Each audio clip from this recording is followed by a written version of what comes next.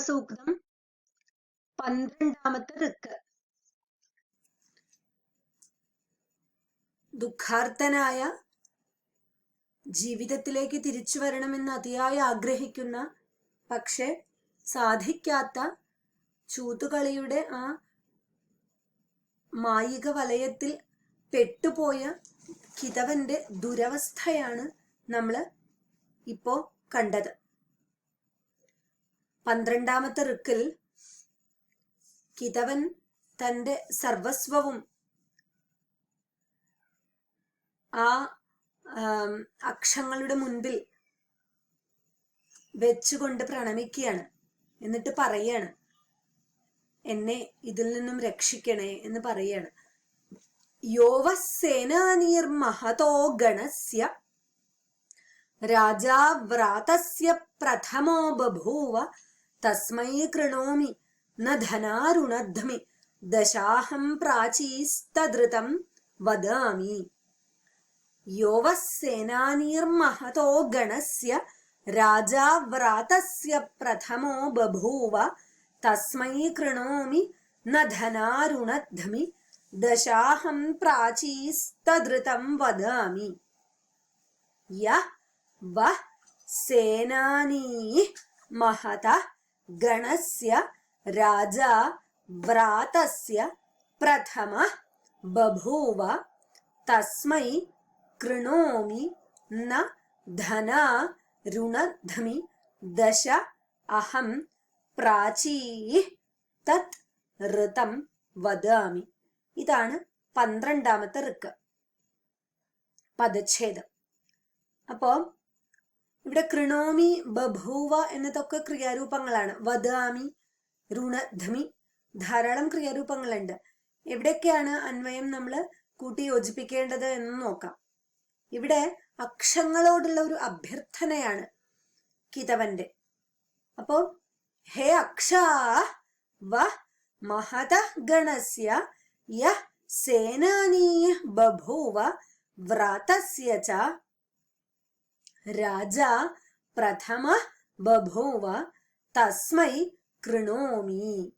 കൃണോമി എന്ന് പറഞ്ഞാല് അഞ്ജലിം കരോമി എന്നർത്ഥം. അതഃപരം എന്ന് ചേർക്ക്. ധന ന രുണധ്മി അഹം ദശ പ്രാചീ കരോമി തത് ഋതം വദാമി.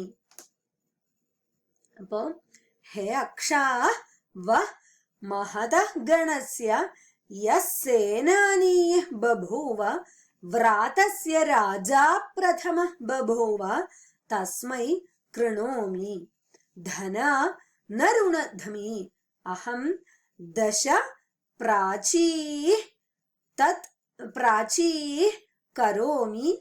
തത് കരോമി എന്നവിടെ ചേർക്കണതാണ് കേട്ടോ. തത് ഋതം വദാമി. ഇവിടെ എന്താണ് അക്ഷങ്ങളോട് പറയുന്നത്? ചെറുതായിട്ട് നമുക്ക് മനസ്സിലാവും.